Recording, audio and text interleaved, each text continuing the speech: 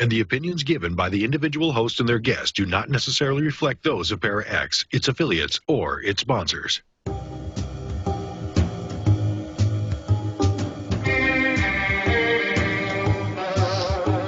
Step outside of your comfort zone.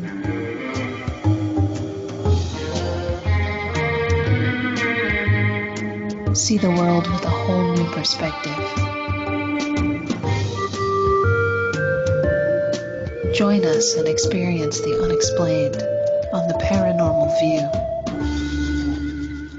And welcome everybody right here to the Paranormal View on the Parax Radio Network. I want to thank everybody for being with us tonight. Those, of course, listening in the chat room and those listening from around the world, we appreciate each and every one of you. If you are listening from somewhere else and you'd like to come over to the chat room, it's at para-x.com and just click on the Chat Now button up at the top and you'll be in with all these wonderful people. You'll be able to interact with them and interact with us. Ask us questions of our guest. So if you do have questions, though, and you don't want to come over to the chat room, you can still ask a question by sending it to theparanormalview@gmail.com and just put attention question, and we will get those answered for you. We got a lot going on for the show tonight. A couple of things, though, to start with. It's Memorial Day weekend. I want to thank everybody and hope everybody has a great weekend and everybody is safe and just has a lot of fun. And we're going to be giving away 2 tickets tonight, and we'll do that probably right after our first break. So be prepared for that. The tickets are going to be for the Mid-South, which is in July 27th through the 29th, and it's in Louisville, Kentucky. So be prepared for that. We've got a great guest tonight who actually is more like a co-host with us, seems like, as much as he comes on. Yeah, and everybody likes him. He has lots of information, and tonight we're going to have a lot of topics and other information to talk about. So, Jeff, why don't you introduce our guest? Yes, well, our guest tonight is a returning Thomas Wertman, who I had to miss his last guest appearance because I was shooting my film. Thomas is a former dean at the American National University. He's the state director at MUFON and co-director at Cleveland Ufology Project. And having studied business and human resources at Kaplan University, Thomas has learned to read people when it comes to interviewing UFO witnesses and abductees. So welcome back, Thomas Wertman. Yay! Hey, thank you. And you had to miss my last one just to do a movie. Come on. It's actually its unofficial premiere is June 6th in Hollywood. So if anybody wants to get information on how to see it, contact me through either Facebook, theparanormalview.com, or on Facebook, on Twitter, all that. Well, we're going to be talking a lot about UFOs, everything connected with it, and a lot about the great government alien cover-up and their famous quotes, which I'll have on what one of the astronauts said later, is, "It's for your own good." So, although we might want to start off with, today we lost astronaut Alan Bean. He passed away today. He was one of, I think, the 4th man to walk on the moon. You're right, 4th man. Yeah, he also headed the Skylab program. Oh. And I hadn't seen that yet in the news, so Yes. that's news to me. So you don't realize that we haven't been doing the space shuttles and all for a real long time, but you don't realize that it has been a while, and a lot of the earlier astronauts has gotten up there in age, and that's why we're losing some of them. So, of course, they wasn't real young, I guess, to start with when they was doing all that. I wanted to talk. start off with a thing. I'd sent a copy of it to Thomas, and it was something that took place in 1974 that I'm sure that I have heard about it, and since I've been doing the show, but it's been a while, and I totally forgot about it. And I thought maybe it'd be a good thing just to talk about, because it does relate with weird stuff, you might say, and whether it's alien or not, they were still speculating. But it's called The Discovery of the Betz Sphere.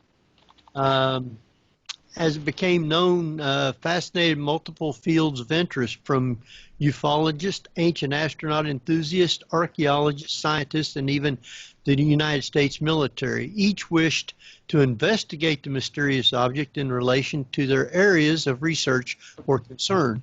When the national and ultimate international media ran with the story, the Betz family and their enigmatic find became the focus of multiple representatives from these various organizations, and would ultimately find themselves in the middle of a storm of interest from all directions.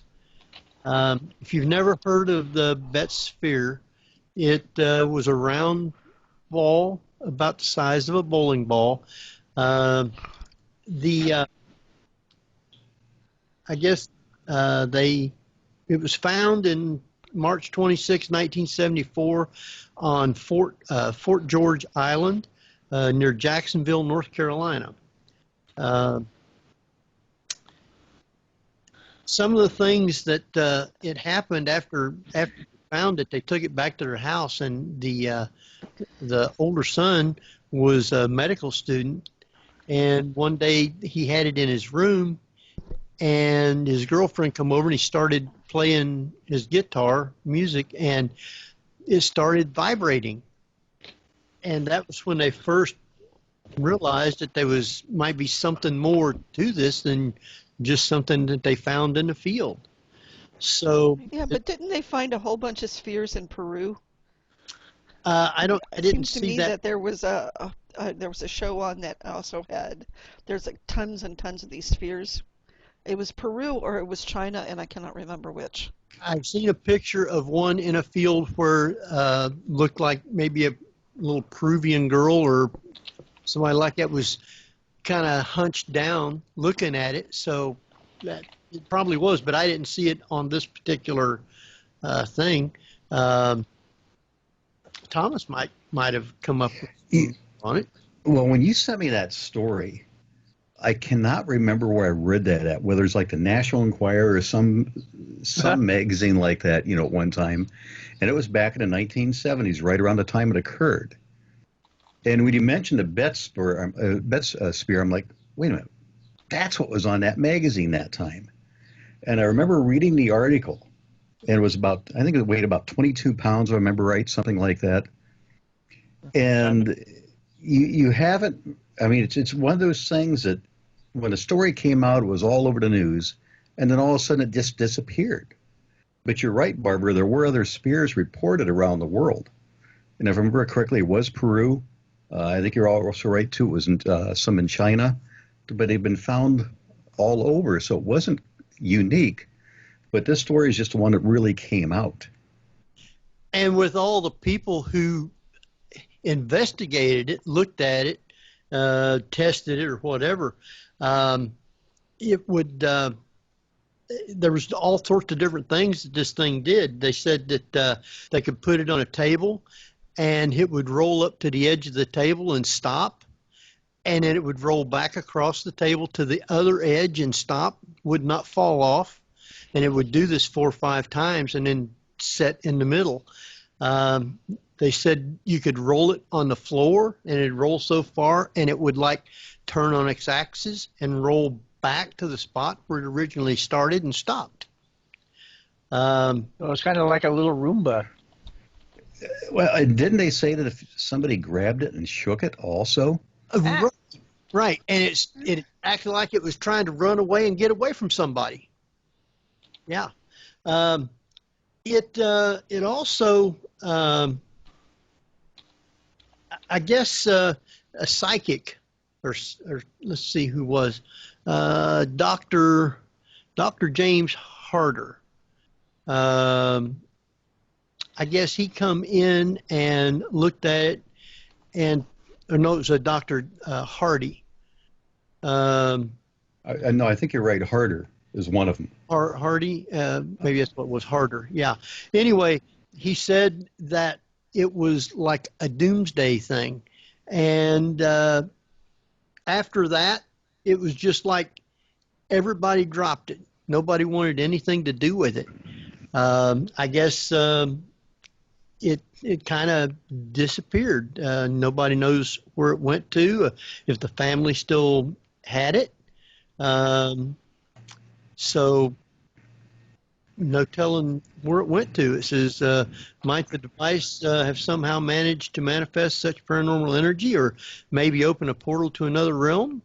What was it, a peek into the technology of an alien race, or a glimpse into mythical technology or antiquity?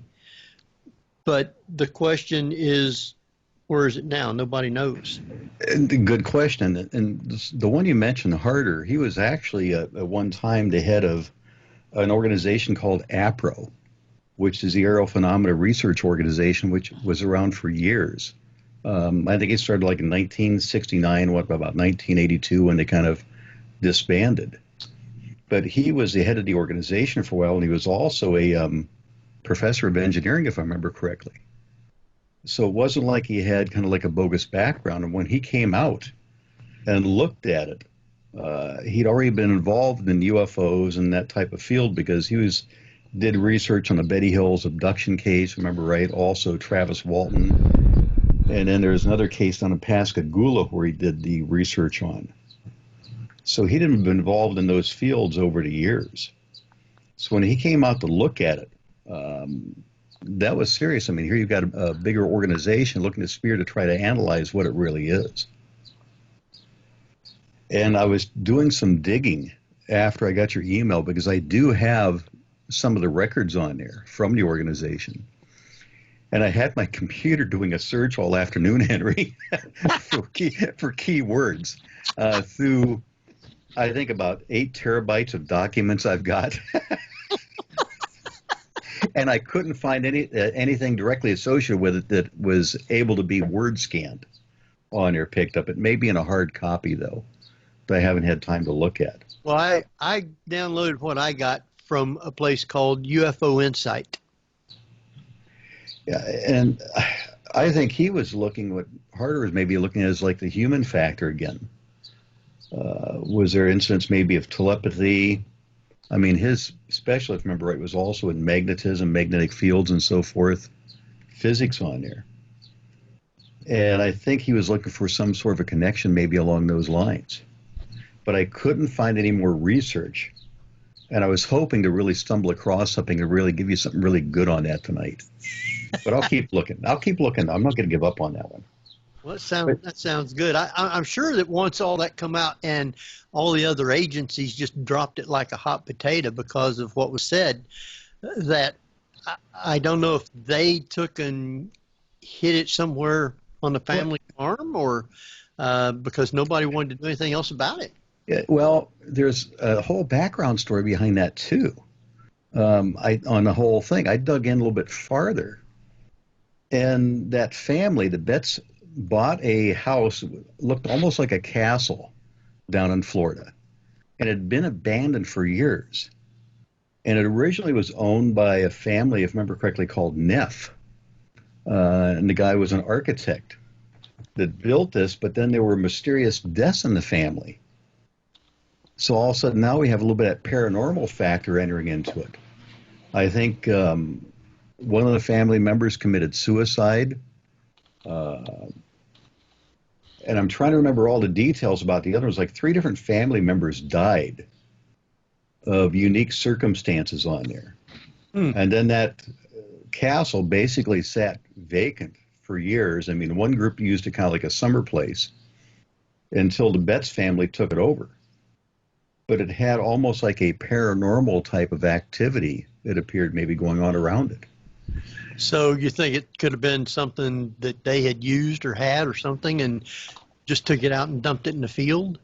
Had used, maybe it's something along those lines, because they really don't know the origin of where that spear was, except I remember it was found like in a swamp or something like that, a swampy area. But that house down there now, I think, is pretty much abandoned again. Huh. Wow. And the group that came in, they had a group they called the Blue Ribbon Panel, to be exact. And I think they might have had individuals on there like Alan Hynek, Harder, J. Allen Hynek, some other ones on there, but where it kind of loses credibility at, and I'm not saying it really should lose credibility, but where it does is they were sponsored by the National Enquirer, because they used to put money up to go after these interesting incidents and events back in the 1970s. And they were putting up either like $5,000 or $10,000 for the most interesting story of the year. And it was being judged by these individuals whether it was good or not. It was called the Blue Ribbon Club. Blue Ribbon Club. Yeah. And I think that's who it was, the sponsor behind, if I remember right. It was the National Enquirer. Now, I'm not saying it was all bad, because, I mean, yes, they're out to sell magazines at that time. But on the other hand, they're putting money out to have people look at interesting events. So to me, that was the good thing. Now, also, if I remember right, when they looked at that spear, they tried to do an analysis of, they said they had the Navy come in at one point, the Marines at another point, and some Navy individuals who they didn't really identify supposedly tried to do an X-ray on it. And then the first one was unsuccessful. We did another one, and they saw two like other spears inside of the bigger one. Yeah, that's what it says in the thing. It says he was particularly intrigued with the findings of the Navy regarding the two spheres inside the object. And it goes back to, I believe they calculated, trying to determine the weight of the objects inside. And what was it now in there, Henry? It says they compared it back to uranium, like 92 or something like that. Atomic number of 92. And this was way beyond the atomic number of 92. I think they estimated it to be like 140 or something like that. They said here it was, excess of 140. Which was way off the charts. And this is where Harder came in with his background. And he said that if they basically took and tried to use a more powerful instrument to analyze it, it could set off maybe an atomic explosion. Oops. Whoops. Yep. Sorry. If you want to know how to get Godzillas, that's how you get Godzillas. That's right. That's right. But, you know, the thing that got me is when I saw this, it's like the whole story dried up in the 1970s, and you don't see anything on the family, the spear, or anything after that. Then after it, yeah. Right. It just be. Now, in looking at the spear, well, of course, it's old photography, obviously, but it looks almost like it's a brass or a copper. It has that shiny look to it. I think they said it was a stainless steel that had like a nickel. And again, I was trying to see if I could find this afternoon any detailed analysis of the metallurgical qualities of that. And remember, I said it was stainless with, I believe, nickel. But it was a stainless that was also like some stainless is non-magnetic. Right. This stainless was actually magnetic to a degree. Hmm. And it was designed that way because the quality they added into it, Barbara, improved the heat treating qualities of the material because of its composition. Okay, you know I don't know if you've seen them or not or heard them, the Tibetan singing bowls. Yes. This sounds an awful lot like that, where maybe a combination of three when activated, has a different quality to it, or a composition? It's possible. I know what you're talking about. I used to have some of the what we call Tai Chi balls or something like that we had.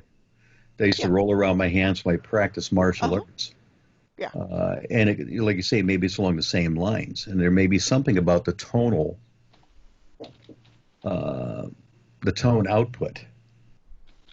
They also, I believe, said that the spheres appear to be affected by light. And with the intensity of light, it changed the appearance of the spheres, if I remember right. That even had an effect. Mm-hmm. So it goes beyond the tonal. It's almost like they're sensitive to the outside environment. Like you said, Henry, they're rolling across the table. They get towards the edge. They're not going to fall off, but they back up. They go the other way. Like you said, Jeffrey, the Roomba, examining the room and finding out its limitations. It also... senses density. Density also appeared to be, I'm looking for a better word, but happier when they put it on the floor off the table. Right. Like it knew it wasn't going to fall off the table that way. It was on in a safer environment to be able to move around. Which is also interesting, because if it fell off and it's being a composition of metal, it's not like it's going to crack open.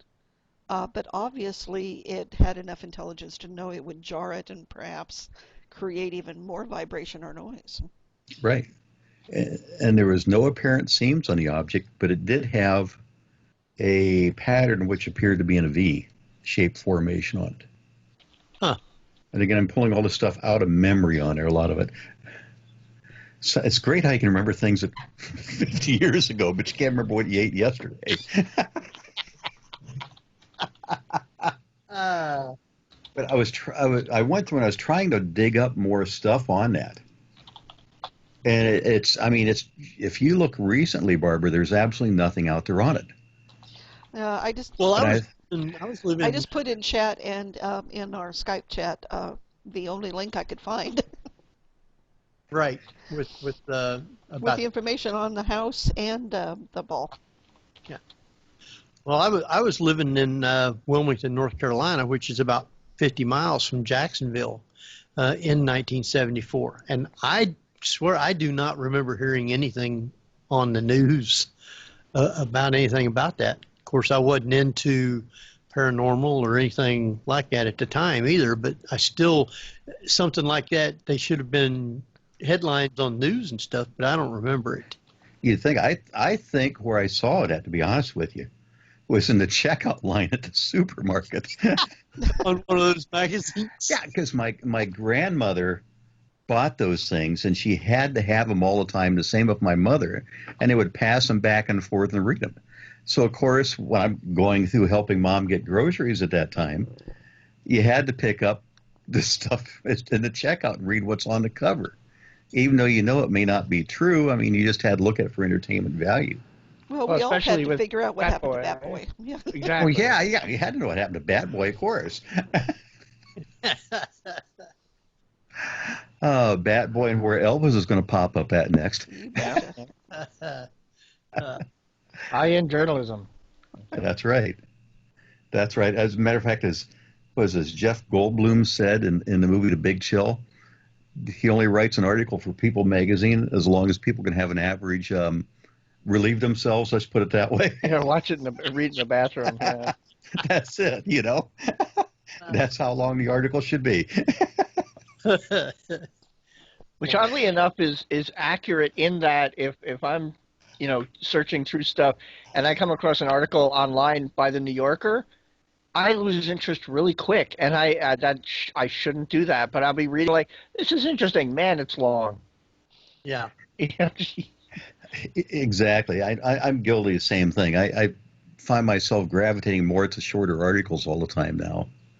And it's either because I'm getting older or maybe I'm just less patient than I used to be able to take that much time to read. Barbara, I know you That's had something that you was wanting to talk about too. I have a ton of stuff I want to talk about because I'm into space stuff. That's why I You know, post so I'm many sciencey articles on the Paranormal yeah. View page on Facebook. That's because we just had another SpaceX launch, and I love watching them. I was watching it long before they jettisoned a car into space, but it seems from Elon Musk's point of view, as well as a few other, and we've talked about it before, this big jump and big seems what surge into getting into space. And I know that Elon Musk also worked with Stephen Hawking, and I can't remember who else, on a $20 million project to send nanoprobes, Ooh. uh, which is like a short pulse, um, Oh, are they going to photon use pulse. that ion pulse thing that makes it Yeah, go close to the speed of light, but not quite? exactly. Oh, To wow. send all these little tiny robots out into space looking for intelligent life. I knew the theory was to make those engines, big enough for even transport vehicles, but I didn't know they were doing them. They were able to make them small enough for nanoprobes. Lightweight works better because you don't have to have that much power. And not They can that just much mass. ship it out. Yeah. Huh. So And Thomas, we were talking. Yeah, go ahead. and these things weren't big. I mean, these were really only what about the size of a postage stamp? Hmm. So I mean, you think about that, Jeffrey. It's how small. Yeah. I mean, I grew up when we were talking earlier about being watching the Mercury space program and Gemini and Apollo, and you got so used to that technology back then that you think, okay, this is how we have to get out into space. And all of a sudden, you've got these individuals coming out with unique ideas, and they're thinking outside the box with those nanoprobes. Yeah. And the idea is to basically take that probe on one of the ideas behind it and shoot a laser at it. And the laser is going to be providing the propulsion. And the idea is to get these things up to, was it like a quarter the speed of light, if I remember right? A quarter the speed of light, something along those lines. Well, I read an article that was like really even as close to the speed of light as you can get without, Albert Einstein coming over and smacking you. It made me think about if you had a star only like 4 light years away, you could potentially launch an object at that star system, a swarm of these things. And if it took, let's say, if they went a quarter of the speed of light, you're talking then about 16 years to get there. I mean, look how long it's taken us to get a conventional spacecraft to, let's say, Uranus and Neptune and Pluto. But now we're talking getting something to an entire different star system in 16 years. Remember what a big deal when Voyager actually was leaving past the orbit of Pluto. We're like, remember when we launched that so long ago? Now it's out of here. It's out of here. I mean, I remember as a kid when, again, going back to the old stories, when they launched that and how big of a deal that one was. And then when the Star Trek movie came out with V'ger, yeah, really, returning on there, V'ger coming back. Hey, don't knock the whole movie. It wasn't completely bad. Oh, it wasn't bad. It doesn't mean it was. They just didn't know what they were doing. Well, the thing is the director was the same director who did The Day the Earth Stood Still. The remake of the original. The original, Robert Wise. Yeah. Robert Wise. But when I see the technology coming out of the private space programs, I mean, think about, in this case, I'm just having these memories pop in my mind right now. I remember going down and being at Cape Canaveral and looking at the original Mercury launch pads and being inside basically the box out there at the point where the button was, in theory, pushed to launch the rocket. And you're about a stone's throw away from where the rocket was, behind like 3 foot of concrete, something like that. and you're thinking of what it took to get that rocket up. And by the way, they told me down there that when they fueled it, they had the rocket setting on a truck scale to tell if they had enough fuel in this thing. That's where the technology was. But now you're talking about launching these nanoprobes. And, as a matter of fact, just backing up, think about launching a rocket like they've been doing and having them land on platforms over the ocean. Well, not even on the ocean. That's just the first stage that lands on that. Yeah. The other two stages, he has pinpointed on these landing pads. It's like right out of an old science fiction movie where you see the spaceships landing on Earth. Exactly like that. And you couldn't do that, 20 years ago? They couldn't have dreamed of that. But now it's like becoming to the point it's almost going to be commonplace in a few years, that that's going to be expected. I was reading that some of the computers they were doing for some of the moon missions were the equivalent of like Commodore 64s. Oh, not even that. I mean, you could probably, the original space Gemini rockets, I think that was the original, they were operating off of what a modern calculator was. Yeah, it was like only barely a couple of meg, and yeah. And there were people like, not Jim Gates, but that kind of level of person saying, well, no home computer is ever going to need more than 64 meg of RAM. I'm like, seriously? Yeah. You look at that now. It's 64 meg of RAM, and here I'm sitting on my computer with like 32 gig of RAM on the board. Yeah. You get multi-gig hard drives, and you go to the electronics store or something, and you get external hard drives 2 to 4 terabyte of storage. I've got 4 of those on my computer right now, Jeffrey. So, yeah, we've looked at this, we've looked at the moon. The lunar dust they've discovered actually has a property in it that ruins people's lungs. Mars has enough water that maybe might sustain life. Europa certainly has enough water to sustain life. And it's got a big monolith on there now. And it got some big monolith, yeah. After 2010, So, and water, of course, you could probably convert to propellant of some sort. Because right. That's what it is, yeah. So we could push further out into space. And before we got on the air, my comment was, we're pushing so far out. How long before we start to see aliens push in? And that's going to be a real good question. You'll have individuals out there right now who said they already have been pushing back in, that they're already there. You listen to somebody like Robert Bigelow, he says they're here already, but he won't disclose what he has, so it's kind of cryptic. Well, because he's probably paying them and he doesn't want to get in trouble for these underpaying them or something, wage gap and all that. That's it, And they'll probably just call them illegal aliens. So that's true. But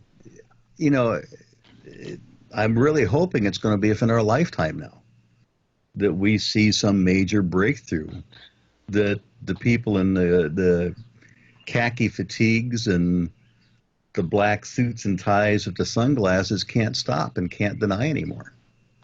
So do you think that he gets a lot of his information from people who had worked for the government and brought, I would say, secrets over to him? I mean, the government's got to have all kinds of stuff that they was working on stuff, but yet they still don't want the public to know about it. So now it comes out to where it's not governed by the government, and these people are building stuff that's going to work better than what the government's been building. Well, they're not limited by the same factors on there. When you think about developing something, the government's going to test something over and over and over again because they're thinking about their next budget coming in. Right. They have to make sure this works for the next budget. Otherwise, they may slash our funding on there. So they've got to produce results.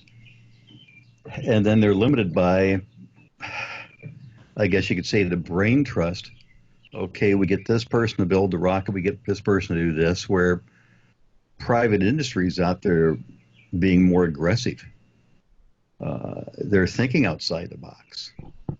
They're going to people like Stephen Hawking and saying, in theory, how would you do this? So to me, if they take and build something, then do they sell it to the government for the government to launch it, or are they going to launch it and do everything else also? I think it's going to stay private. Because if you think about it, if it stays private, they're the ones who can make the money off of it. If the government gets a hold of it, there goes maybe their cash cow. So then if they fly somebody back up to the moon and they put a stake on the moon and say, okay, I've conquered this is ours. Well, let's go beyond that. You said, Barbara, like the space dust. Let's say they do bring back different artifacts, dust, rocks. Maybe they find drills. They drill down deeper into the soil. Maybe they find water. Who knows what they find?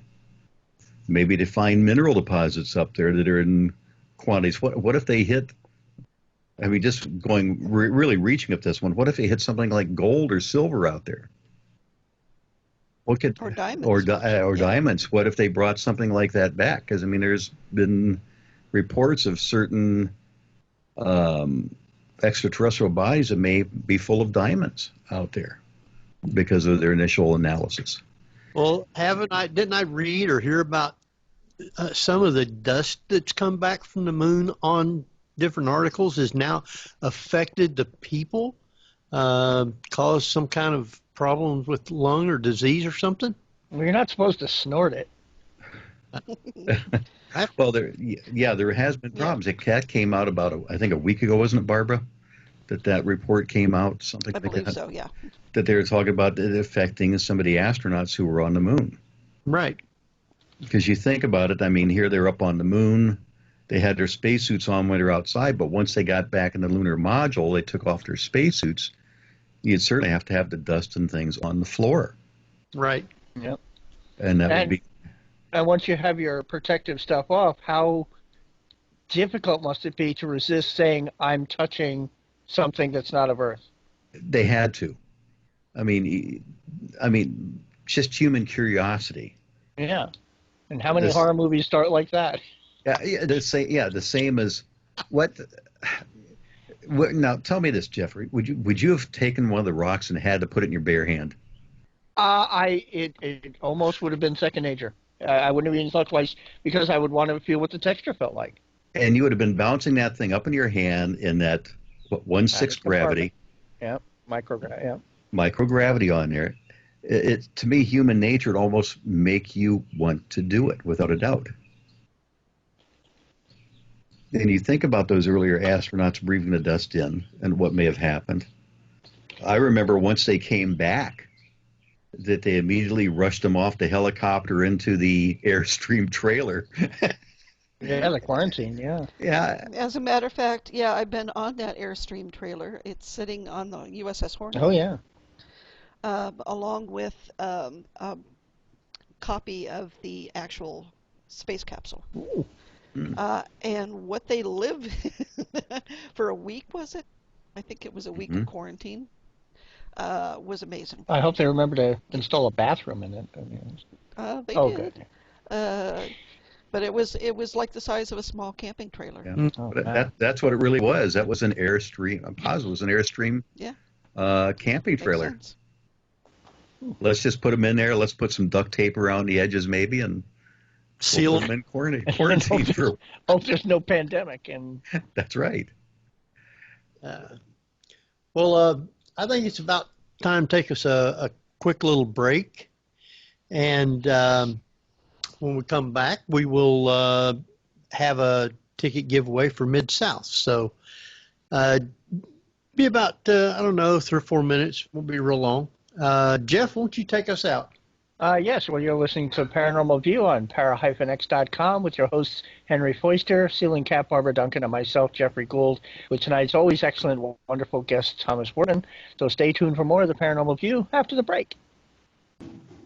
Whether you're listening at home, at work, or anywhere, thanks for making Para-X part of your day. your source for everything paranormal, Para-X.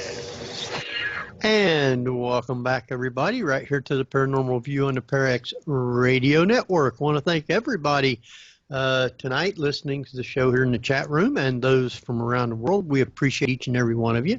And speaking of those from around the world, Barbara, where do we have listeners at tonight? Tonight they're coming in literally from all over the globe. We have listeners in the United States, the United Kingdom, Canada, and Japan is joining. All right.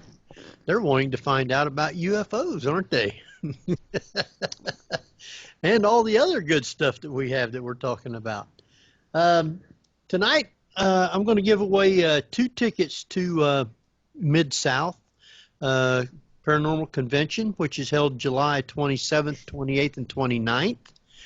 And I'm going to do it this way. I'm not going to be asking a hard question. What I'm going to do is I'm going to say Barbara is watching our the Paranormal View at gmail.com website, and I'm going to take the first 2 people who send us a message saying that they would like a ticket for Mid-South. And what I will need from you will be your email address, your full name, and where you're from, because I don't have the tickets, but Keith Age will be contacting you to make arrangements for the tickets. So the first 2 people that sends us an email for the Paranormal View at gmail.com and say they want a ticket will get a ticket for Mid-South. It's for the whole 3-day weekend. So now's a chance to actually get a ticket and be able to go to a big convention. And I mean, there's usually a lot of people there. You might want to clarify that the weekend is July 27th through the 29th, so that people can say, yeah, I wanted to. Oh, I can't go. You know. Well, I did say it was 27th, 28th. Oh, did you? Oh, okay. I'm sorry. Yeah. Okay. I had to look up the site. Okay. We're getting back. We've been talking about. Did you have more on that one, Barbara? Or? Oh, I could talk all night about space. Oh, well, that's what we're going to be There's talking so much about space. It's so huge. Come on. It's so big.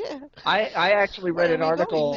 I love articles. Cracked has some very interesting articles, you know, where people think one thing, especially with what movies promote, and then this is what real life is. And they point out in science fiction movies like Empire Strikes Back, we're always convinced that asteroid fields are these clusters of rocks, and that going through an asteroid field is really difficult. But apparently in real life, asteroids are almost planetary bodies apart.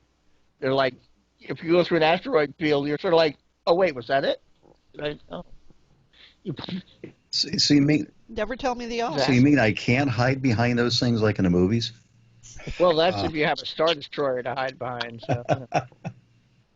Well, you were talking about the way the government was building, you know, rockets and everything back in the day. It reminded me there's a great line in the movie Armageddon where Bruce Willis and Steve Buscemi are about to launch, and Steve Buscemi just goes, "Hey, you realize we're sitting on 45,000 pounds of fuel, 1 nuclear warhead, and a thing that has 270,000 moving parts, all built by the lowest bidder." And that statement was so true. Yeah. Yeah. I was just reading in space news that they're now looking at helium as a propellant. Really? Well, I thought you were thinking going in a balloon would be rather dangerous. Yeah. But it has to be fueled while the astronauts are already boarded, which is an interesting concept.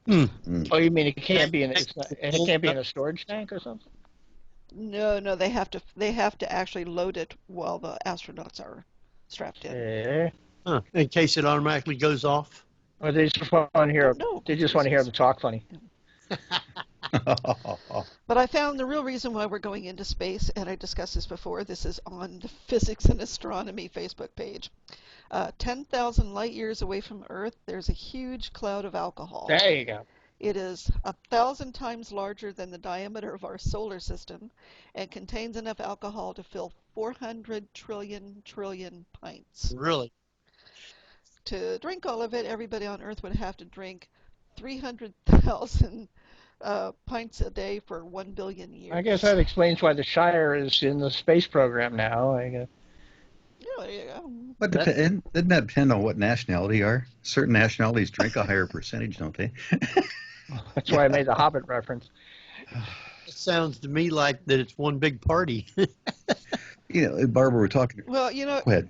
Yeah, go ahead. We were talking earlier about, that out in space finding things. I mean, the discoveries. I mean, here you're talking about the helium, you're talking about the alcohol. I mean, what are they going to find in the next 5 years out there? You know what they say, in space nobody can hear you drink. Oh. Well, they also discovered that, I forget if it's at the center of the galaxy or I believe it's the center of our galaxy, that it smells like raspberries. No, I didn't see that one. Oh, no. Is that Like- what the... It's made of a certain chemicals bind that actually smells like raspberries. Okay. I'll have to check Isn't there that one supposed to be a black hole in the center of the galaxy, or galaxy or something? Yeah, well, yeah, there is, but around the galaxy is not quite at the exact center. We're kind of okay for right now. I've got to look that one up. That's an interesting one there. I have not seen I that mean, one. the center of the universe is giving you the raspberry. Oh. Crap. Sorry. Well, I got it's are they here? Is a question everybody asks. Consider the comments of Edgar Mitchell on Apollo 14 astronaut in a conversation with WPTV, a West Palm Beach TV station. Tim Malloy, reporter, told the home viewers, he says the government he served in the military and as an astronaut is perpetrating cover-ups of alien sightings going all the way back to the legendary July 9th, 1947 Roswell incident. An alleged alien spacecraft crash where remains were allegedly discovered. Mr. Mitchell explained the reason for the denial is, number one, they didn't know if they were hostile and could we protect ourselves from them. And they didn't want the Soviets to know, so they devised a lie about it and covered it up. At Roswell, Air Force officers first turned in reports that they discovered parts and debris from a flying disc that had crashed. Later, they came out with an official report that said the debris came from a downed weather balloon. This was the beginning of many times the U.S. government would cover up UFO sightings and paranormal phenomena. Researcher Leslie McNay reported in an article in Gallup Poll Monthly that 71% of the people surveyed express a belief that the U.S. government knows more about UFOs than it publicly admits. Well, it's also gotten to the point that the lie has been going on for so long, they're sort of like, well, we can't admit it now because then no one will trust us. As though anyone trusts, government. Yeah, and you're right, Jeffrey, because if it's kind of like, let's see, how's that saying go? When first we practice to deceive. What a web of lies. It's Shakespeare. What a tangled web. Yeah, when first we practice to deceive. Yep. It's kind of like it's snowballed now over all these years. Oh, yeah. They start out with a lie, and there could be multiple reasons why they may have done something like, I mean, they were coming out of World War II. They didn't necessarily trust the Russians at that point, and then they saw the Russians developing technologies like with Sputnik and so forth out there.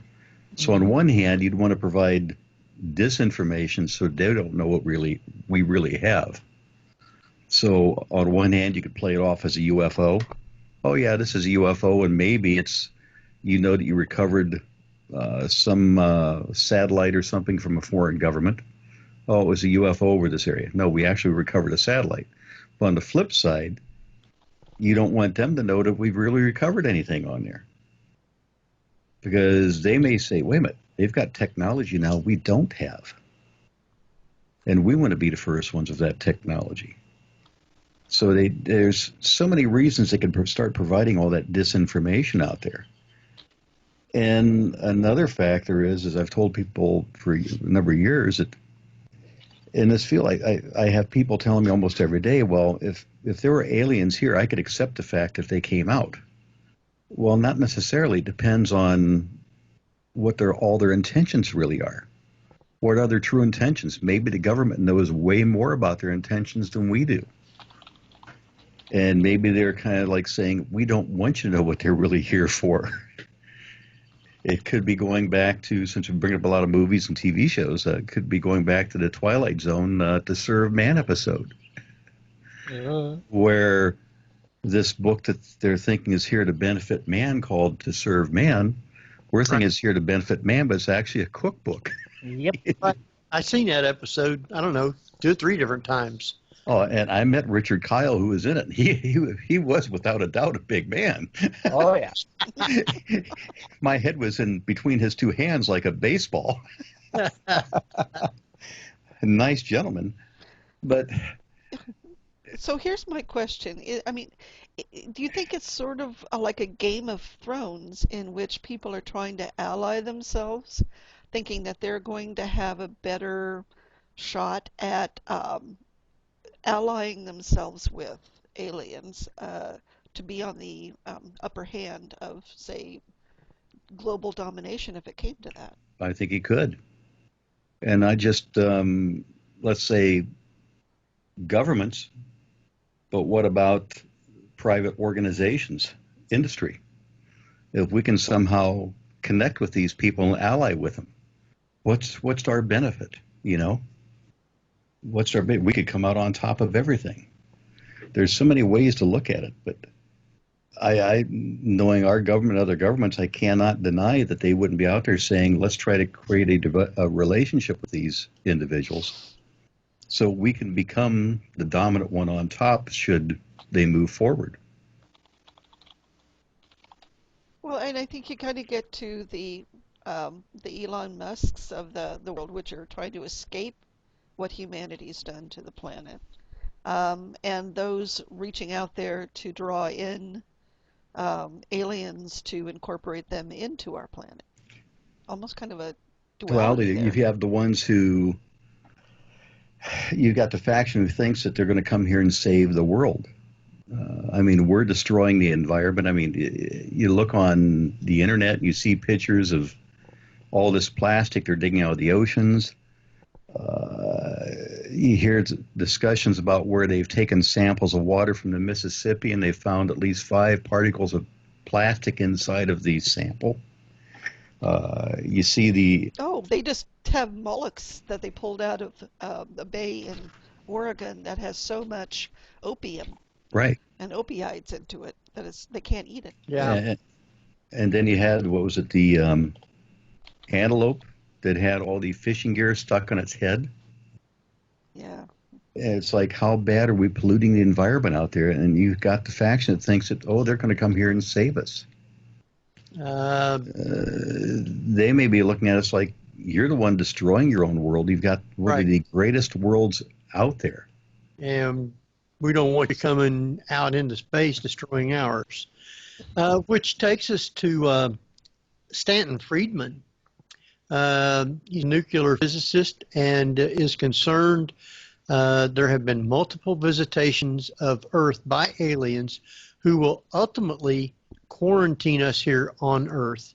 The Canadian claimed there was not a shadow of doubt the existence of intelligent aliens was being covered up by global governments as part of a so-called truth embargo.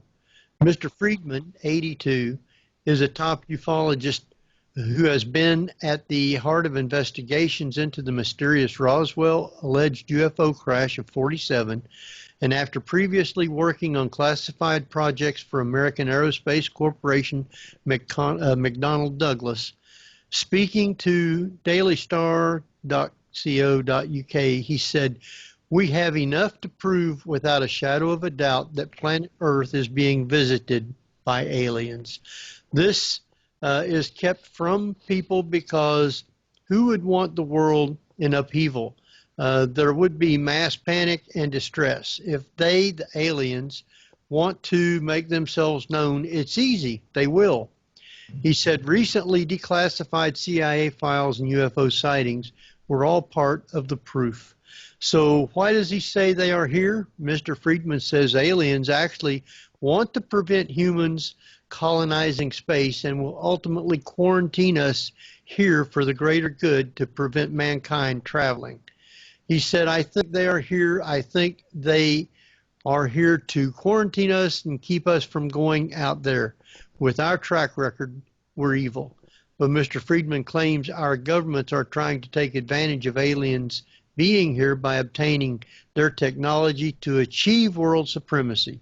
He said the first country to replicate alien technology will rule the roost if they can build it. And Stanton, he used to go out and do what we call the circuit, speaking engagements all over the country, almost every weekend. Stanton's kind of stepping back now from that after all these years. I've got articles from him from like 1960s. Remember in the 1960s, he thought in a few years we're going to have all this information released about UFOs, and it still hasn't happened. But going to his topics on there, I look at this when you talk about quarantining it, at the speed that we're advancing into space.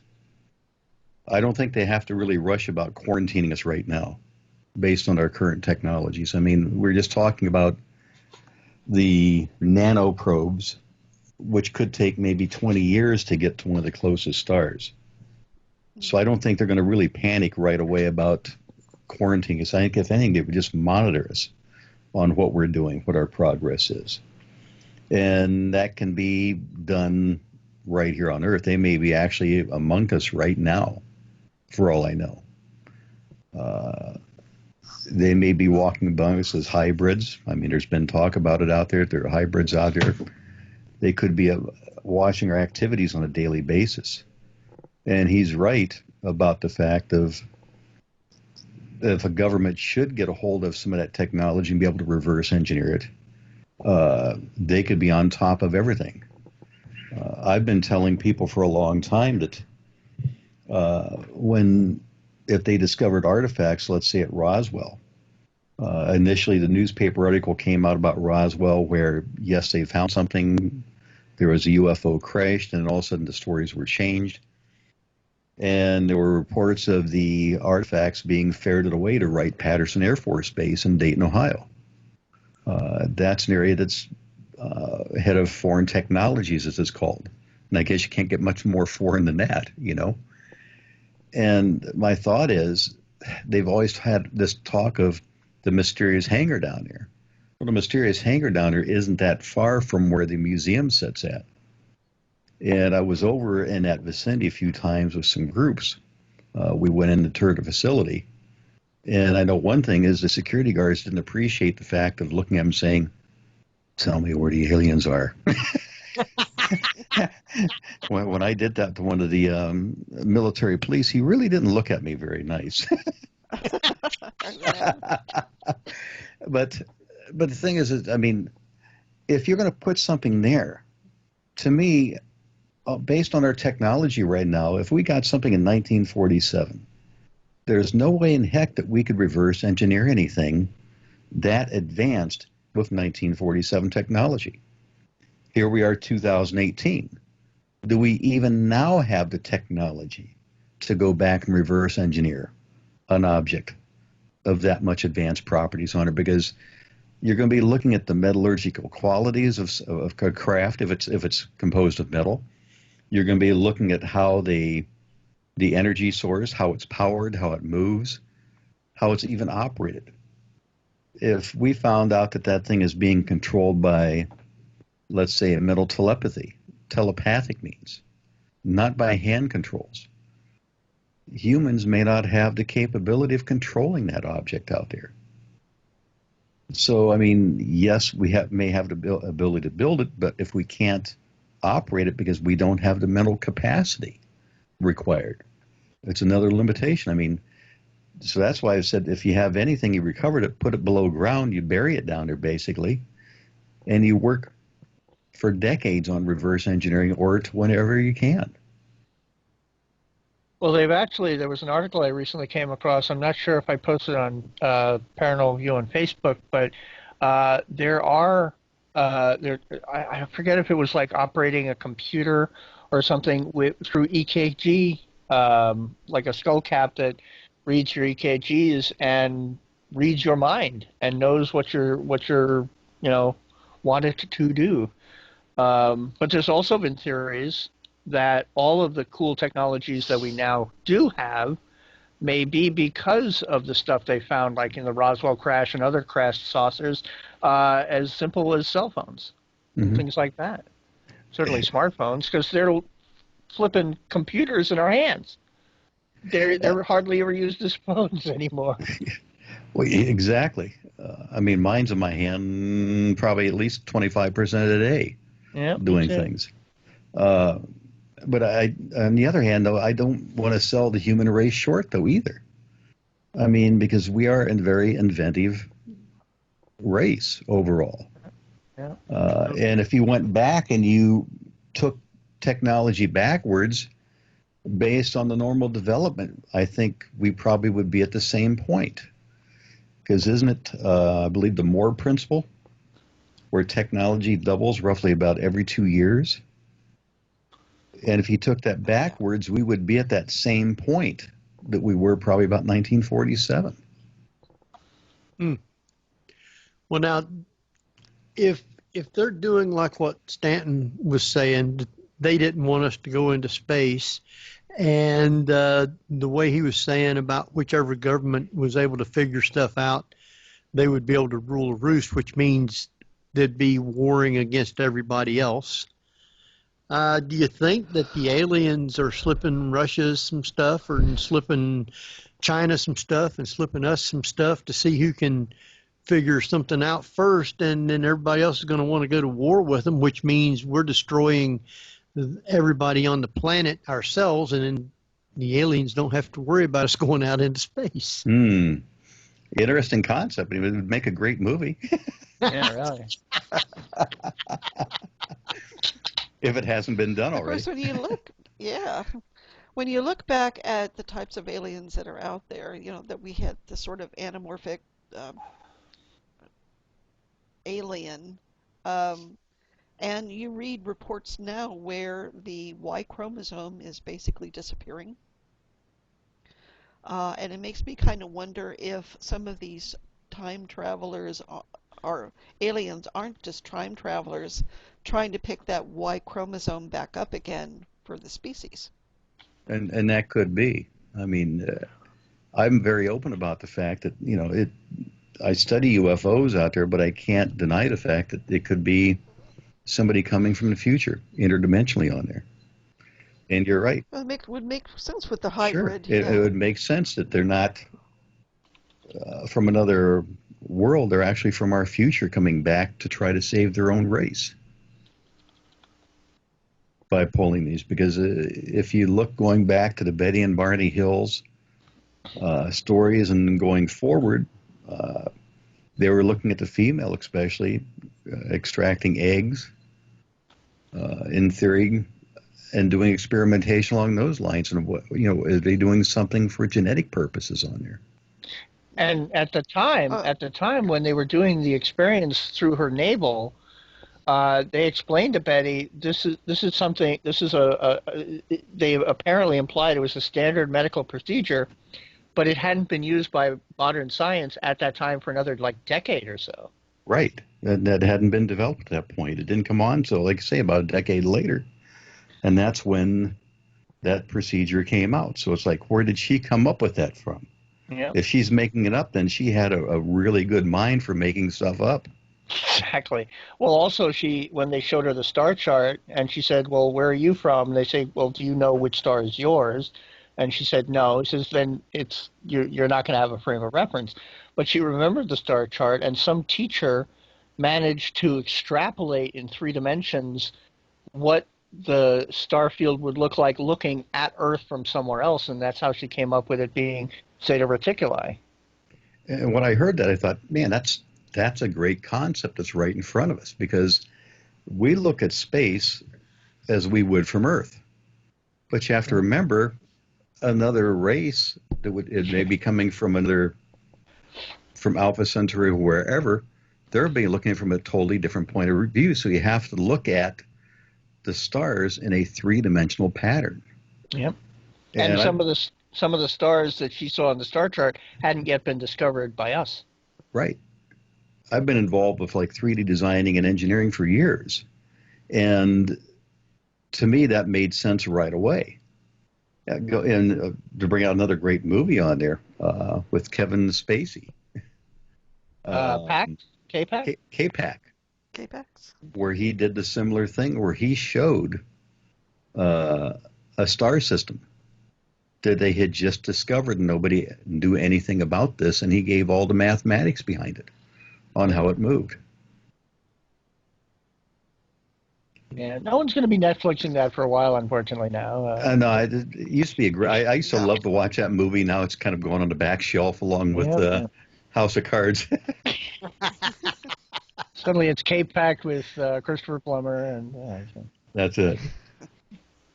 Well, it's also interesting that if they're showing star charts from somewhere else, and they are from somewhere else, and the distance that it takes for them to get here, unless they have faster than the speed of light technology, the star charts are going to be off, because we see the stars in a different time zone than what they actually are. That's right. So why is it when they do pick somebody up and run a couple tests on them that it always hurts the people because they never use anything to kind of like numb it? Anesthetic?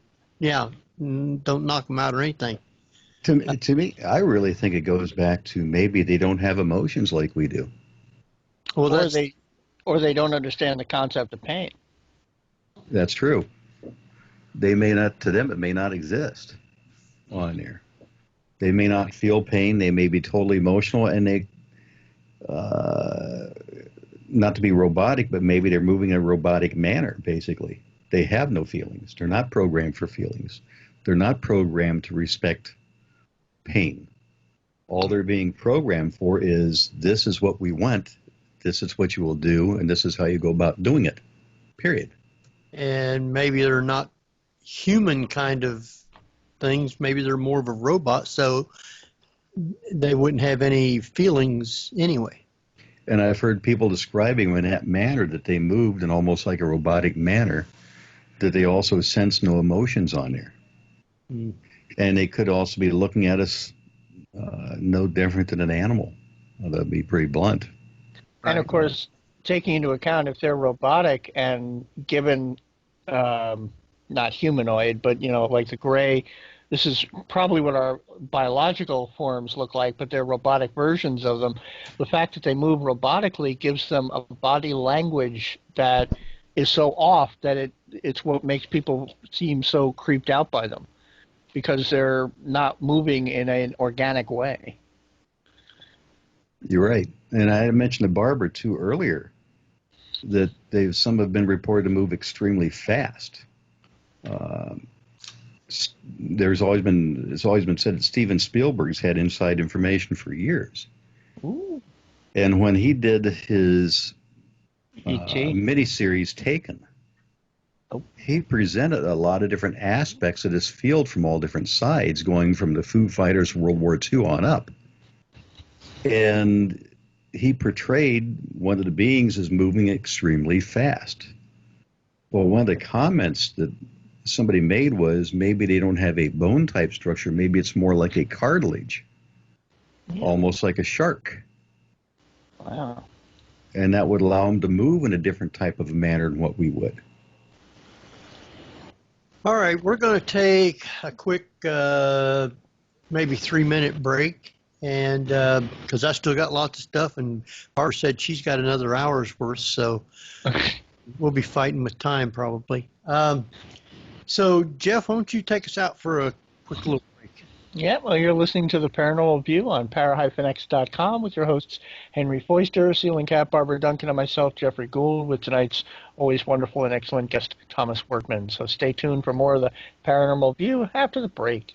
Para-X Radio, programming for the open mind. And welcome back, everybody, right here to the Paranormal View on the Parax Radio Network. I want to thank everybody for being with us tonight. Those in the chat room and those listening from around the world, we appreciate each and every one of you. Want to welcome back Jeffrey Gould. Maybe. Hello, yes, it would help if I turned off the mute. And Barbara Duncan. I'm still here. And our guest, Thomas Wertman. Yay. I'm still here, and I unmuted mine first. Now, did we get any emails yet, Barbara? Nothing yet. Nothing yet. I'll say it one more time. If you want a ticket to go to Mid-South, which is held July 27th, 28th, 29th, and that ticket covers everything except your hotel and food. Great And travel. place. Yeah, and travel. But it's free to get in, and lots of people going to be there, and you'll have a great time. Trust me. So just all you got to do is send us a email and say you'd like a ticket for Mid-South, and put your name, your email address, and where you live, and Keith will get in contact with you to tell you where your ticket's going to be at or how you get it and all that good stuff. So, all right. Not too many times we pass out free stuff like that, but it's a good show, good event. All right, Barbara, our time's going to run out before we get too much done. Have you got another one you want to talk about before I go to another one? Well, I was thinking about, going back to the Mars colonization and whether or not anybody would actually sign up for that. And if so, why? Because I don't think after living there for a while you would even be able to come back to Earth. And it certainly wouldn't be Earth-like. No, I couldn't understand why they'd want to try and colonize Mars anyway. I mean, there's nothing there, I don't think. Not yet. That's why it's going to be terraformed. Well, it depends on who you talk to. I mean, there's certain people out there in the UFO community that said they've been there for 17 years already. There you go. Okay. If I'd say there's certain ones out there, do I say you believe them? Not necessarily, but that's some of their claims. But it could be on there, Henry, that they want to make the claim that they're one of the first people to be in that colony. But you're right. I mean, it can be very much a one-way trip, and that's it, Now, I know that they're about to send up a lightweight helicopter. That's plans on one of the upcoming missions, that it's a very small one. It's not very big. Would it be more like a drone? It's going to act somewhat like a drone. And it's going to have limited flight on how far it can really go. And if I remember correctly, because I read probably the same article you did, Barbara, about a week or so ago, that they're planning on having this fly a short distance away. Number one, to test the abilities of even flying, period. And I don't know if it's so much on there, Jeffrey is using it like a drone for exploring, but as much as feeling out the possibility for future missions on what they can really do with that technology on here. It's more of an experiment that they'll try it like maybe 3 flights, 5 flights, something like that. But then again, look what happened to the Mars rovers and how long they lasted. So it could be a continuing thing if they find out it has power to be able to do it.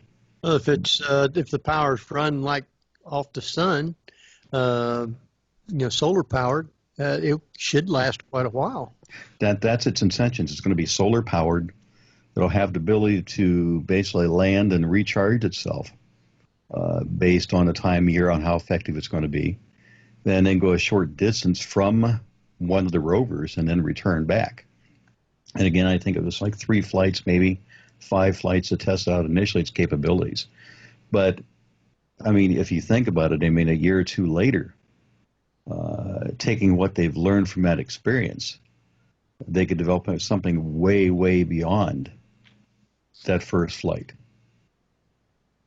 That could. I mean, part of the problem with earthbound avionics is the gravity, the air, etc. And I know you'd have to probably modify the propellers of some sort to be able to adapt to a thinner atmosphere.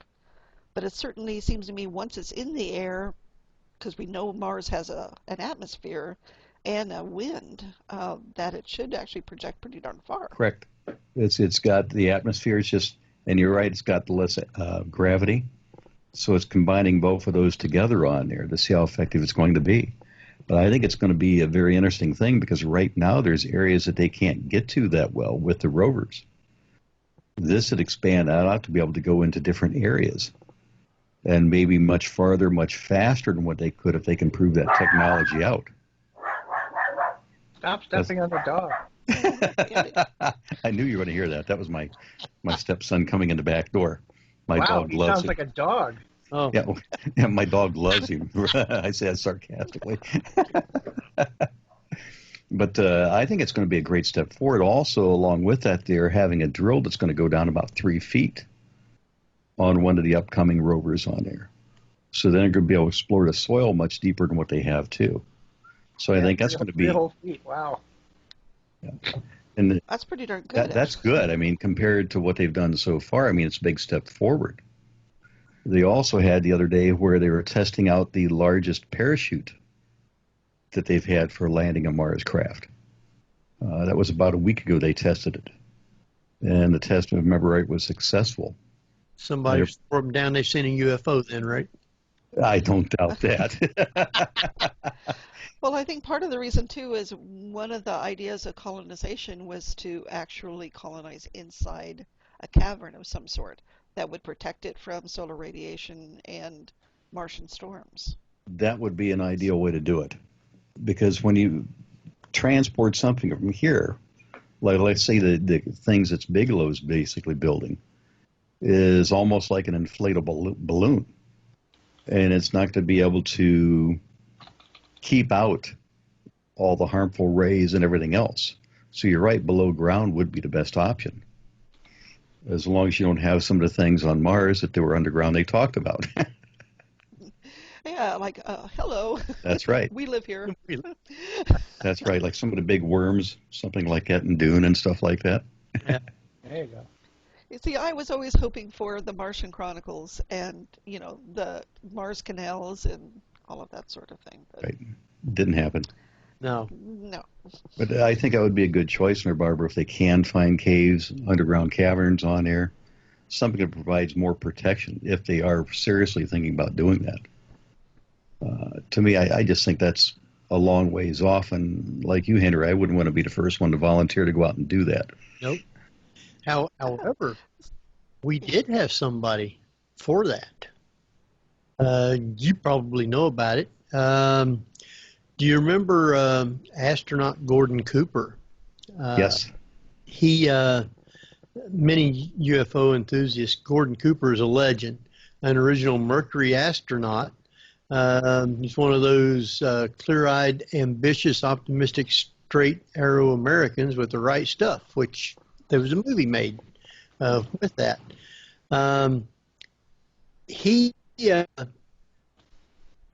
Let's see, Cooper was going to go to the moon. But Alan Shepard went instead. And then Apollo program was canceled. Cooper was going to go to Mars, too.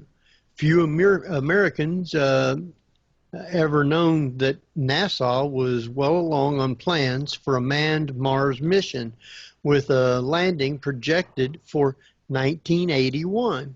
Cooper was in line for commander of the mission, and it would have been a nuclear-powered spacecraft assembled in Earth orbit after parts were sent aloft on a series of Saturn 1B's rockets. The nuclear engines were ready. Cooper said a lot of the spacecraft was ready. They were still working on the lander, he said, and then that program was canceled too by Senator Proxmire, the worst enemy America ever had. I asked, now this is the guy that's interviewing Cooper. He says, I asked him about his famous UFO sighting. It was in 1951 over Germany. He and several other pilots flying F-86 jets. We were supersonic, barely, he said, when they looked up and saw what appeared to be a large group of double tentacular-shaped aircraft, classic flying saucers, flying in formation. He said these craft were much higher than the plane could go, though he couldn't tell how high. They were going faster, too, though he couldn't tell how much faster. Over the next 2 or 3 days, he and other pilots saw several hundred of these craft. Cooper said they flew formation maneuvers very much like his own squadron would fly. He and other witnesses were uniformly convinced they were seeing a technology that wasn't human. It goes on. Yeah, but, I'm sorry, but just because we haven't recognized the technology, I mean, how many people saw a flying wing and thought it was alien? Yeah. That's true. Yeah. I mean, it's just because we haven't seen it before. And I'm sure that there's a lot of things we haven't seen yet in our arsenal. And even though maybe not over Germany, but Cooper was involved in back at Edwards Air Force Base when he got into NASA. And that's where they had a lot of the test pilots and so forth out at Edwards. Well, all the NASA astronauts originally were Air Force pilots. Right? Not all Air Force, some were Navy. And I think Some also Glenn was Marines. If I remember. I didn't know there were Marines pilots. Mhm. Interesting. But, as we look at colonization of, say, like Mars, etc., because we're trying to find ways to adapt that. And I know Stanton Freeman has a book out about undersea UFOs. Is that perhaps what they're doing is exploring different aspects to see how well they can adapt to our world as well? There's been stories along where I'm at up here in Ohio that there's underground, or I should say underwater UFOs out there on Lake Erie. Lake Erie's a number of spots is actually very shallow, which make it difficult to hide something. But number one, if you've got areas where there are deeper areas out there, that's plausible. Number one would be a good area to hide during the day so nobody would see where you're at. And then you come out at night. I had a witness over on the west side of Cleveland that observed one come out of the water, came directly over his head, and he was able to shine a flashlight at it to illuminate the surface of it as it went over his head before it disappeared. And we don't know the true intentions of an object like that going underwater, but number one, it could be a great place to hide. Number two, you're right, they could be evaluating our environment. I mean, if you think about it, they could be going underwater, testing out, seeing what pressures are down there, what creatures are down there, what environments are down there. They could be exploring our world just like we would be exploring Europa or someplace like that. Because I guess the question is when we go colonize, you go to any island, for example, what you look for is shelter, food, sustainability. And it seems to me that, they could look for shelter underwater if that's what their culture is. But also, they hover around power plants a lot, too. So would that be the fuel? That's a possible source where they could be drawing it from, because we've had sightings reported over on the western side of Cleveland, out towards the Sandusky area, actually, where there's a nuclear power plant of UFOs being seen over the power plant. I've got more reports from that side of Cleveland, and the east side, there's another nuclear power plant out that way. Well, now, does the power plants ever report anything of a loss in power or spike in power or anything? Not that we've seen any losses in power, but then again, you'd have to be able to get access to get those reports. And we haven't been able to get that. What we've talked about doing, though, is trying to get some technology to monitor the area above the power plant visually to see if anything can be observed out there. And then also put some equipment out potentially to look for any electronic effects, electromagnetic fields, anything like that changes an area also if you can get something close enough.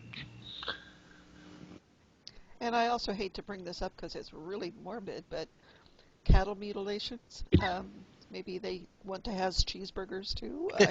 Oh. Trying to figure out if that is the... This is the stuff we can't eat. Here you go. We'll give it back. The food source, well, I mean, they're looking at food sources, so I'm trying to figure out, I mean, are they following sort of like what we would follow as far as protocol goes to find out if life is sustainable for them?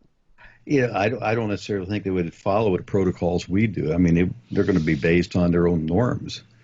But some of the cattle mutilations on there, I haven't done a direct investigation on it. I haven't seen one here in Ohio. We've had some people report potential deer being downed in fields. But the thing it's hard to discern is it a natural thing? And the effects of the deer after like 2 days that you find it 2-3 days later is quite a bit of damage at that point. Predation and all, yeah. Exactly. And one of my friends who reported some of these to me is a big one for reaching on some of the stories. Kind of over speculating, is it? Yeah, over speculating on there. And sometimes they listen to too many other people out there that discuss this subject openly at different events. I won't mention their names, but they're big into things like the cattle mutilations and stuff out there. I would be one that I would like to see some of this stuff directly myself to base my own opinion, and then talk to other experts in those related fields on there to say, number one, is it something that is a natural thing? Is this definitely something that is a true mutilation? Or is this just somebody's opinion that this was a mutilation based on certain facts? Because I know certain ones who do the talks on these, some of them I think are really kind of reaching on their evidence. That's why I'd like to talk to people, veterinarians, other individuals out there who know the effects of these animals when they go down. Because let's see, what was the horse's name years and years ago? Mr. Ed? Oh, wait, no. No, not that one. Not Trigger either, I bet. No. So, it wasn't looking for Wilbur. Wilbur.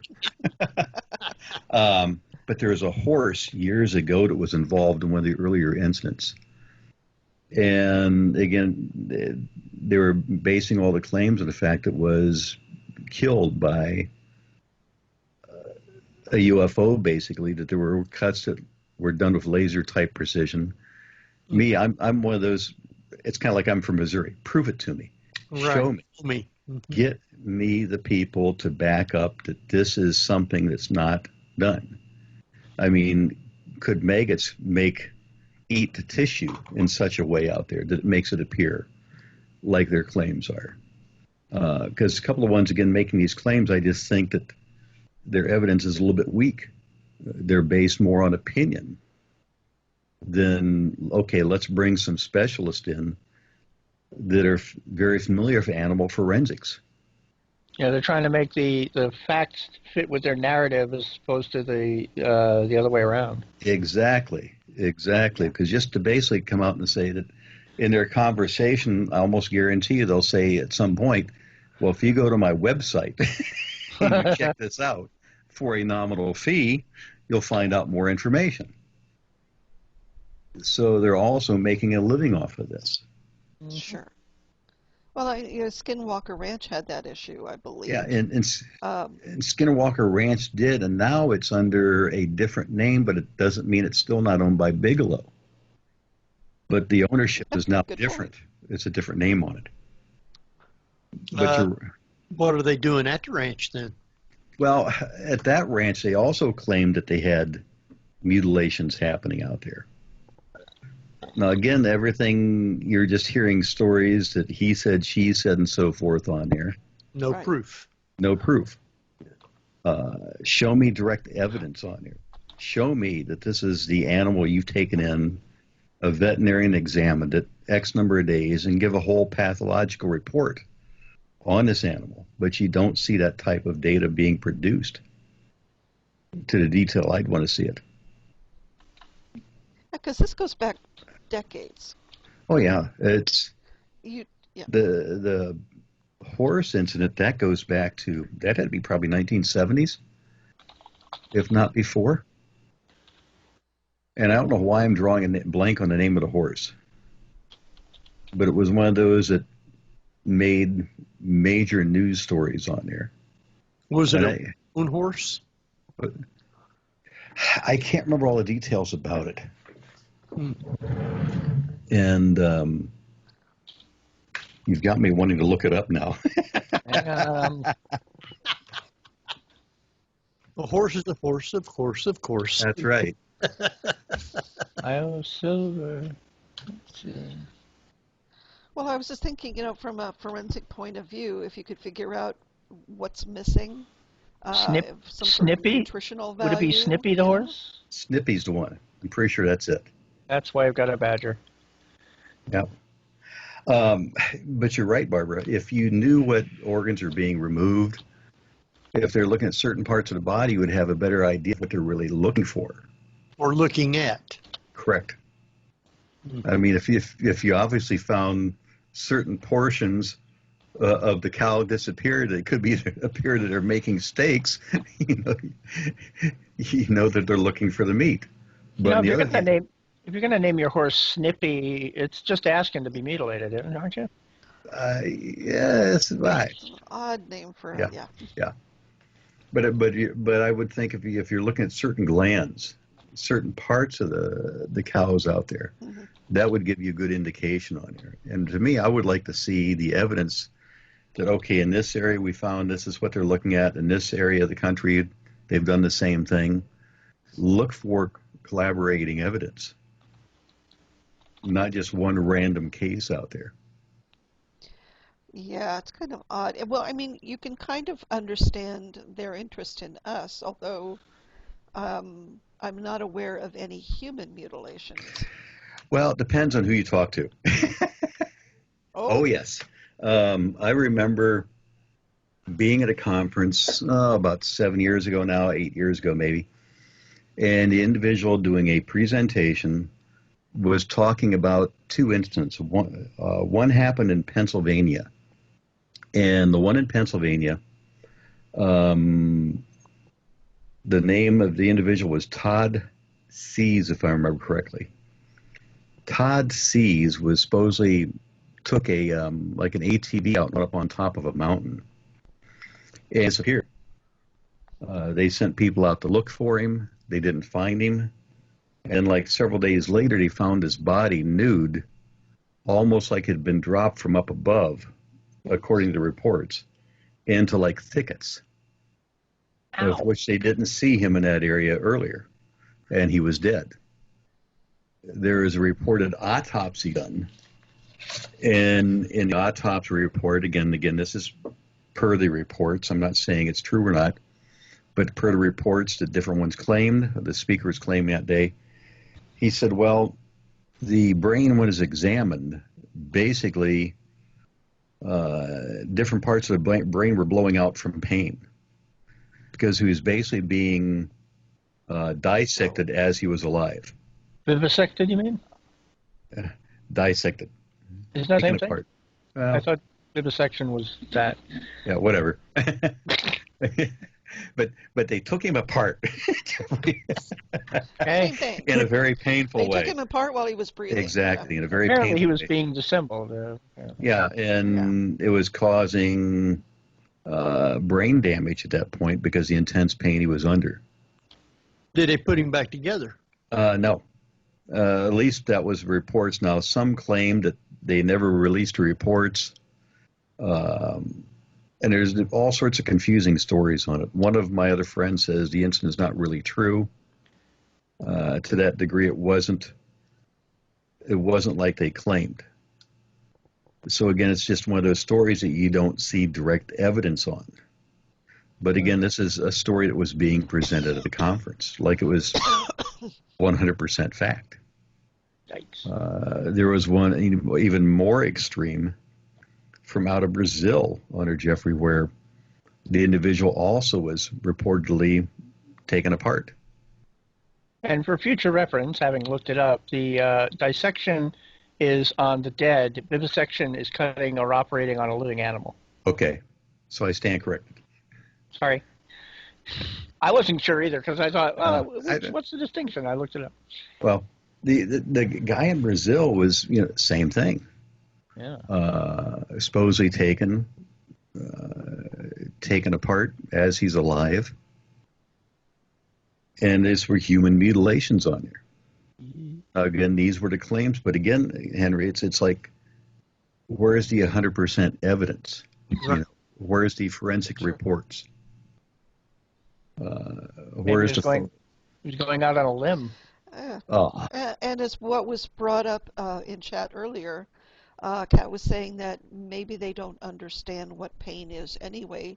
They wouldn't recognize our screams as being that of pain. And she may be right, too, because they may not have emotions or sense pain as we know it. It just may not exist to them. And if they're robotic, that may not be part of their programming to understand. We're just doing our job. That's right. You're told to get from point A to point B and just do it the way you're told to do it. Period. Now going back to this interview with Gordon Cooper, you can read it if you go to UFO evidence .news, .news, with astronaut Gordon Cooper. Just look him up and it'll show you where he says aliens are here. But they was interviewing him, and apparently back in the 50s, supposedly they had brought a live alien to one of the bases. Now, he didn't get to meet him, though. But later on, it says here that this guy by the name of Moser was going to introduce him to an alien, but didn't get to, and he asked, where is the visitor now? And Gordon said he doesn't know. Said the visitor learned to blend into human society and become a businessman, Moser said. And the guy said, why was the visitor here? And Gordon said Moser told him the visitor's people had been in space for a long time. They were a very old race, and their planet had died when their sun died.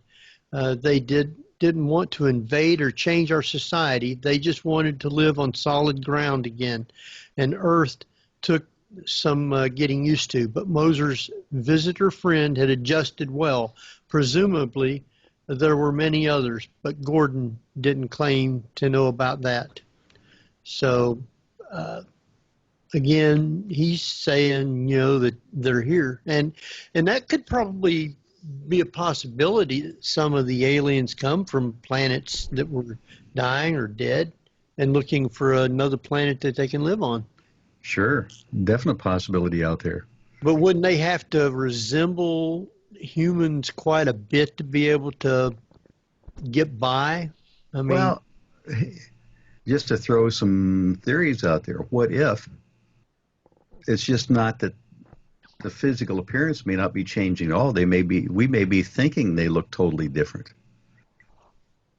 So it may be in our mind that their appearance is changing. But they may still look the same as they originally did. Almost like, I guess you could say, like a cloaking type effect. But on the other hand, I mean, there's people out there reported that you've got these individuals did not act normal. They didn't understand normal concepts on there of certain things. Just to throw something at random out there that's not associated with the story, but what if you put one of these individuals in a room and they didn't understand the concept of a doorknob? Oh, yeah. How they get out. I mean, here they are. They may look like us, but they don't understand some basic concepts. I mean, I thought it was really wild when I did a talk the one time, and I had three individuals who didn't look quite right. They looked like albinos almost, but they moved in unison. When one turned, they all turned. One turned their head, they all turned their head. It was almost like they were connected together with like a cable on there.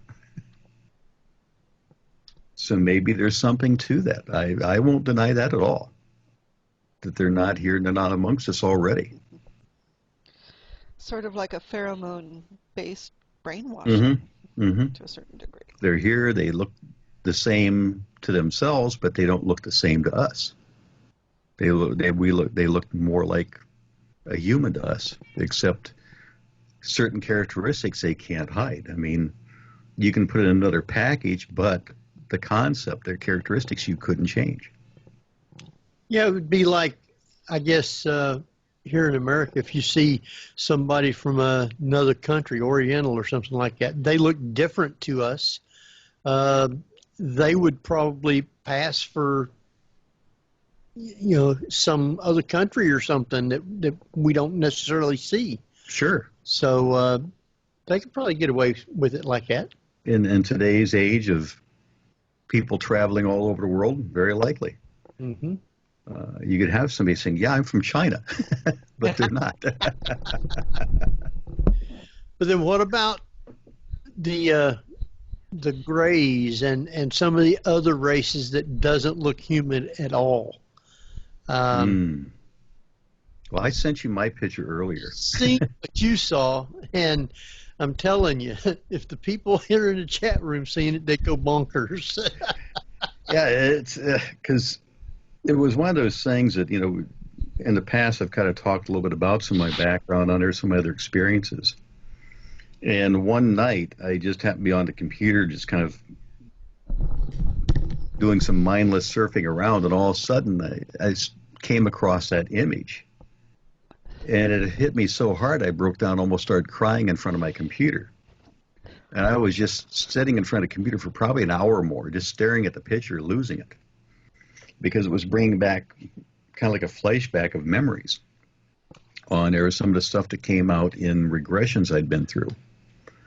And the being that you saw in there from basically like just above the mouth there was what I remember seeing from roughly about a foot away. Don't tell your wife that, Henry. No, really, for your, it was about a foot away. She's listening. She's listening. Oh, that's right. I forgot about that. She's in the chat room. Yeah. Lila. But that was about a foot away, and the eyes themselves under Barbara were almost totally emotionless, is the best way to describe it. You're staring into them, and it's like two black pools that there's. When you look at a human, you're looking not just at the human being, but you're also watching the body language, the nonverbal communication.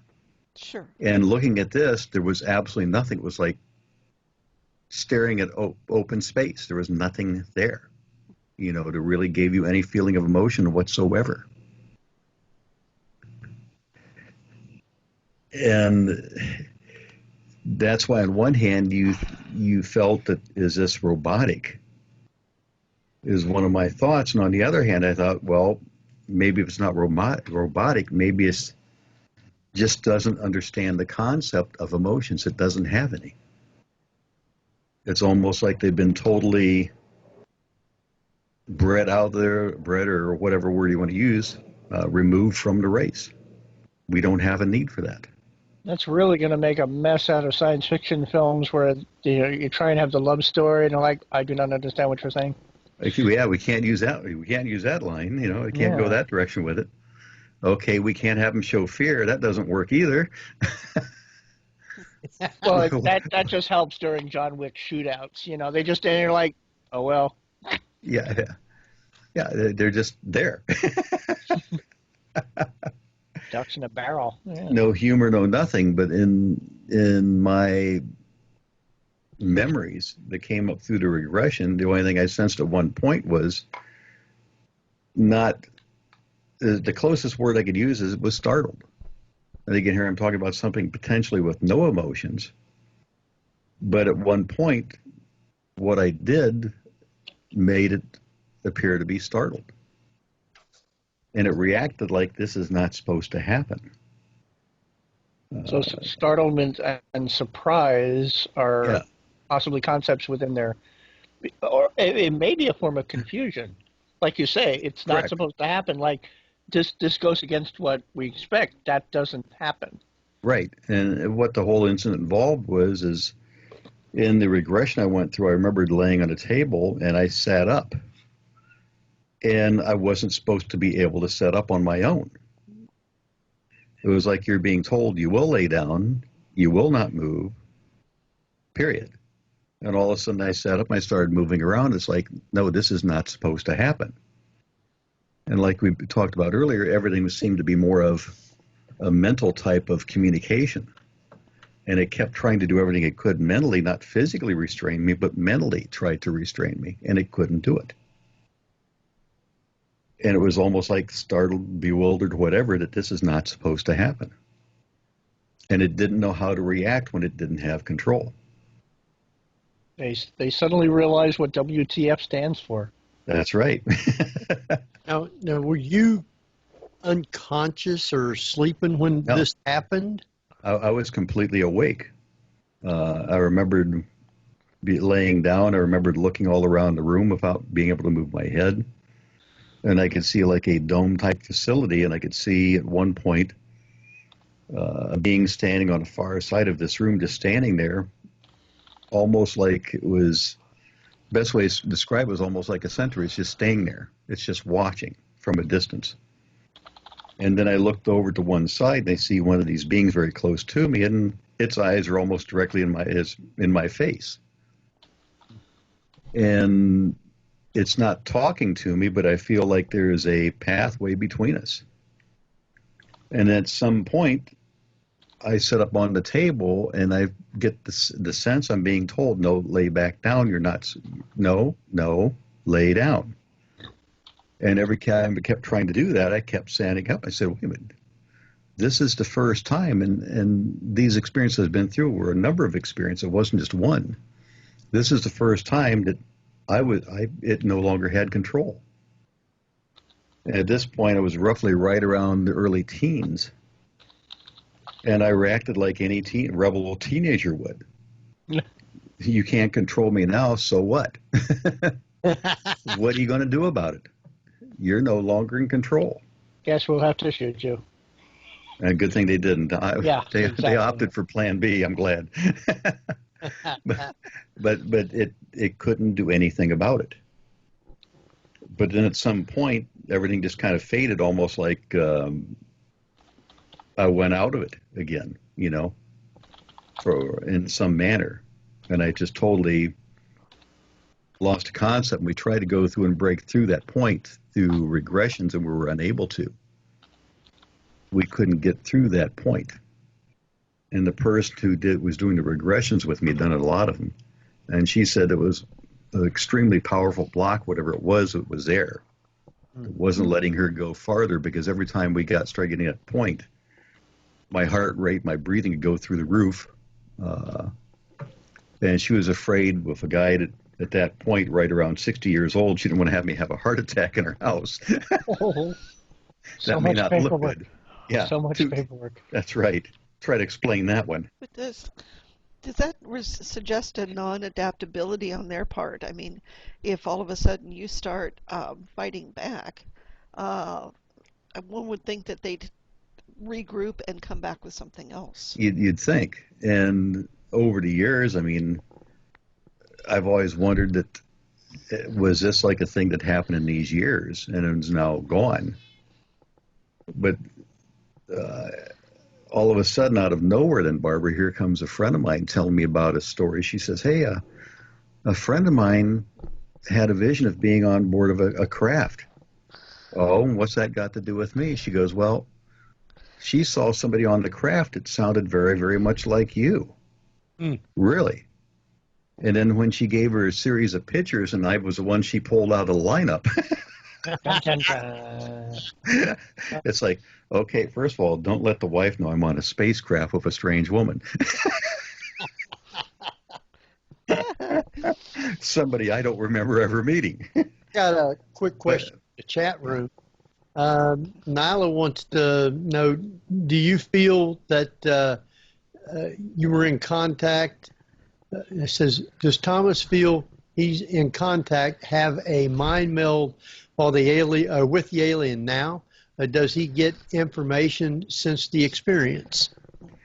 There's been times I suspected information still going on back and forth, that there was a link that was established that day that has never been 100% broken. And that was one of the reasons that I felt later on that there were return visits, that they wanted to make sure that the link that was established that day, because what happened immediately after I sat up, I also felt I could see and hear everything, not just in our room, but everywhere.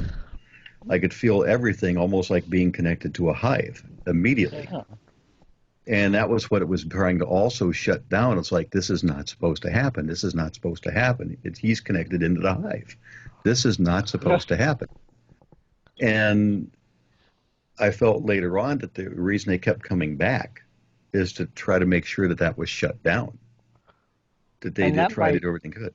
That might be part of the reason the hypnosis gets blocked, because it's coming up against essentially a programming firewall. Yeah, and that's it. It's hitting something on her, but I've done cases though, UFO investigations where I've seen everything in the witness's mind before they've ever said it. And it's like, how does this freaking happen? I mean, come on, they haven't said a word to me, and all of a sudden I'm visualizing things. I'm seeing images in my mind of exactly what they're talking about or going to talk about. So what they're actually seeing, the hive is seeing, is they're living people's lives through their eyes. Yeah, I mean, it's like you can have one here, one in Alpha Centauri. You've seen the movie Surrogates, right? No. It's a Bruce Willis film in the near future where people barely ever leave their apartments. They plug their consciousness into an android version of themselves, and they're able to go out and interact with other such androids, these surrogate models. And it almost sounds like if they're able to access your life experiences, they might be tapped in to be able, almost like you are a walking body cam. In other words, right now, they're knowing everything what we're doing. So, Jeff, they've got you too. Woohoo! That's right. Now time. And we're in a time loop because we got 2 minutes left, folks. Oh, man. Again? Yeah. This is why we have to keep having him come on. Oh, well, I enjoy it. I mean, Yeah. Because when Henry said something to me about the other day, I'm like, let's see, this is Memorial Weekend. Let's see, I should be out barbecuing. Forget that. I've got some great people I'm going to be around. So, is this the first time you've been on with us since we was up in Columbus? You know, he was back in. Yeah.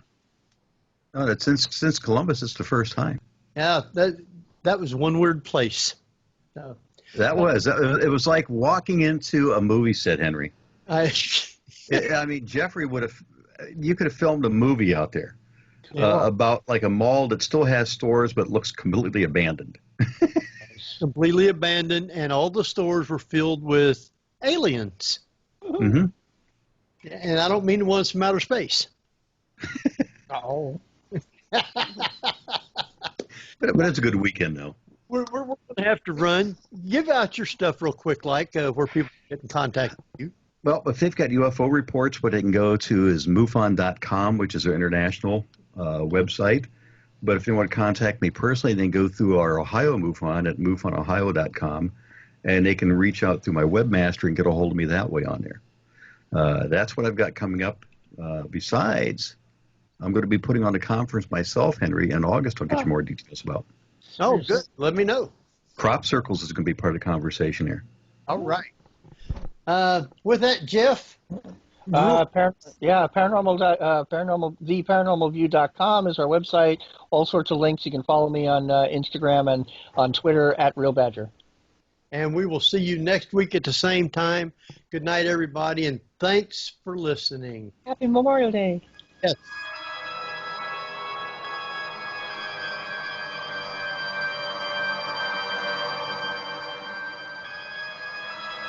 You've been listening to the Paranormal View on the ParaX Radio Network.